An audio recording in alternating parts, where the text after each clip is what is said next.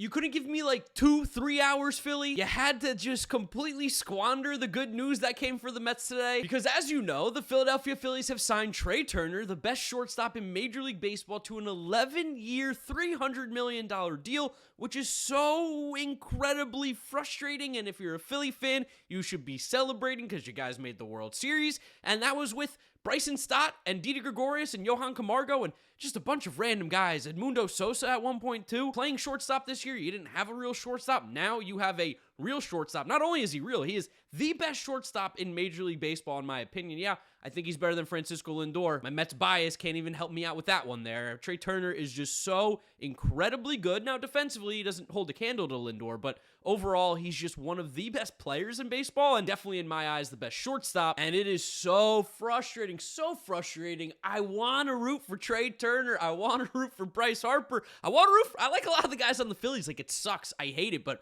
boy, oh boy, does Trea Turner go right back onto my shit list. I hope he stinks out in Philadelphia. Will he, though? Absolutely not. Of course not, because Trea Turner is really, really good. Now, he's probably not going to stick at shortstop for the entirety of this contract. I think you and I both know that. I don't even really need to say it. He'll end up moving to second base, and he'll be fantastic there, too. I can't really find any way to spin this deal to make it where I can be negative, because it is really, really good. Like, you get to move Bryson Stott now to second base, where I think he'll be a lot better suited, a lot more comfortable. I think it'll help him out offensively, too, just having less of a defensive responsibility, because at shortstop, it's one of the most important positions. Oh, Trea Turner is so good. What is it? Among, like, shortstop, he has, like, the highest WAR in the last 3 years. He's got the most home runs. Like, the numbers are just completely in his favor, and I don't think they lie either. I've been talking about how good Trea Turner is for years now, and I have to watch him play against the Mets a lot again. I mean, thank goodness for the new scheduling where we don't play the Phillies as much anymore. Although, I will say, I still think the Mets should beat the Phillies, but that's also me being a Mets fan. I mean, we did beat them 14 out of 19 games last year, but this makes it a lot closer. This makes it a whole lot closer because Trea Turner is, again, just one of the best players in Major League Baseball. So I think the 11-year contract ends up being a little bit more backloaded. I think he's getting about $30 million the last 3 years of the contract each season. So that's $90 million from when he's like 38 to 40. I think it's like $27 million or 25, something along the lines of that for the first 8 years of that contract. Again, it's just, I don't know where the Phillies keep getting all this money. It's crazy. You look at their team and you go, you pay a lot of money to Bryce Harper, you pay a lot of money to Zach Wheeler, you pay a lot of money to JT Realmuto, you pay a lot of money to Kyle Schwarber, you pay a lot of money to Nick Castellanos. Where do they get this money from? But they just keep on doing it, and you got to give Dave Dombrowski credit. He's putting together a really, really good team, a team that went to the World Series and just got better. 100%, this Phillies team is better than last year. I don't think you really needed me to tell you that, but in case there's anybody out there who's doubting them, as I normally do every single year, I don't think I can really doubt them. I mean, World Series run, plus they got Trea Turner on a team that was already a good team. We knew that. I admitted that last year. I said they were good. I thought they were going to be third place. I was correct. I just didn't think they had a World Series run in them. So now you add Trea Turner, and I'm not going to go as far to say as I'm scared, but I'm definitely more cognizant of the Philadelphia Phillies now. I'm a little more aware of their standing in the division. Like, oh, this is the worst. This is awful. We couldn't even have like 2 or 3 hours of enjoying Justin Verlander signing with the New York Mets before the Phillies had to ruin it. And I'm sure now that I'm recording this, Aaron Judge is going to end up signing, and I'm never going to get any sleep during this hot stove. But honestly, it's a really good problem to have. Like, I like making these news videos. I like talking about it. I like baseball. I just wish that these good players would stop going to the Phillies. Please, go away. Go somewhere else. Why you gotta go to Philly? Also, to Keith Foley, if you're watching this video, tip the cap. You beat me, you got me. 3 weeks ago on my predictions video, he talked about Trea Turner going to Philly, and I was like, no. He's like, he loves the East Coast, he's going to come to Philly. And I said, such disrespect giving them Xander Bogaerts, ugh. Yeah, also, yeah, Trea Turner loves the East Coast. That doesn't mean the radioactive landfill that is Philadelphia. I look stupid. He went right to Philly. I jinxed it so hard, although he was heavily rumored there like all offseason.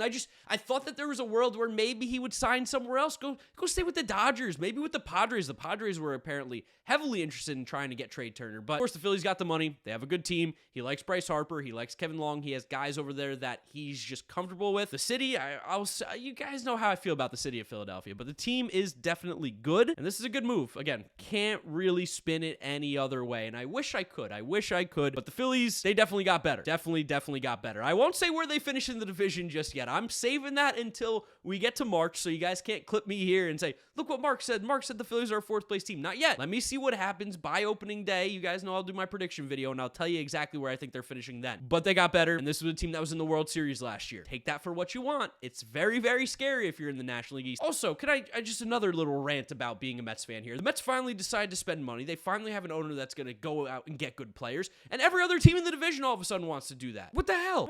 Can I be in the AL Central for once where nobody wants to win? It's basically who wants to win a little bit more than everybody else. Oh my God, what I would give to be in the AL or NL Central. Two divisions where nobody is competitive. Or I should say one team. The Central, the Brewers were the best team in the Central, and they've just actively been making their team worse. They've been in playoffs, and they're like, let's get worse. Oh, God, being a Mets fan is so much fun. So Trea Turner goes to the Phillies. That stinks for me, but obviously it's a great move, and there have been some rumors flying around about some other players too. Aaron Judge apparently is going to make his decision by Wednesday, is what the news is saying, that he's actually going to be at the winter meetings on Tuesday, which is interesting because they're in San Diego, and currently at the time, we know that he's at the Tampa Bay Buccaneers versus Saints Monday Night Football game in Tampa, so a little bit of travel there for Aaron Judge. He's going to San Diego tomorrow, it seems, and you got to imagine this is going to be the final time that he gets to negotiate with the Yankees, the Giants, whoever the mystery teams are. Maybe it's the Mets. I would love it. I'm seeing the Red Sox have also been in touch with Judge. That would be really cool. So I imagine within the next 48 hours from now, we're going to know what team Aaron Judge is on in 2023, which is really exciting because he's one of the best players in the league. There's also a little bit of a shortstop battle brewing between the Cardinals and the Cubs for Dansby Swanson, which I don't know why this wasn't on my radar, but Dansby Swanson, I talk about him being the perfect shortstop here and there. He makes so much sense in St. Louis. Like that guy, oh my goodness, he is made to play in St. Louis. Good glove, good bat. The name Dansby Swanson, it feels like he's meant to play shortstop for the Cardinals. I'd also like to see the Cubs go out and spend. Like the Cubs can make their team so much better this year. You go out and get a shortstop, whether it's Dansby, Correa, Xander Bogaerts is still available, who's also really good. You could go get some outfield pieces. You could get some pitching help, get a Carlos Rodon. There's so much amazing talent still available on the market, and we've seen some mega contracts already signed. These next 48 hours are going to be absolutely insane. And then last thing to talk about here, because, you know, gotta get the video to 8 minutes. The MLB first team and second teams have been announced. In terms of first team for the starting pitchers, we have Sandy Alcantara, Shohei Ohtani, Justin Verlander, Framber Valdez, and Alek Manoah. Infield, we have JT Realmuto, Paul Goldschmidt, Jose Altuve, Trea Turner, and Manny Machado. For the DH, Yordan Alvarez. And then outfield, Aaron Judge, Mookie Betts, and Mike Trout, with the relievers being Edwin Diaz and Emmanuel Clase. I really don't see anything particularly wrong with this right off the rip. Second team for pitchers was Julio Urias, Dylan Cease, Max Fried, Aaron Nola, and Max Scherzer. Interesting Scherzer got on there. Okay, I mean, I'll take it. And then relievers are Ryan Helsley and Ryan Presley. Position players, Will Smith, Freddie Freeman, Andres Gimenez, Francisco Lindor. Let's go Mets. Nolan Arenado, Julio Rodriguez, Kyle Schwarber, Kyle Tucker, and Shohei Ohtani for DH. Yeah, I don't got any problem with any of these. I could have thought Alejandro Kirk maybe could have made one of these teams. I was actually surprised he didn't because there's fan voting,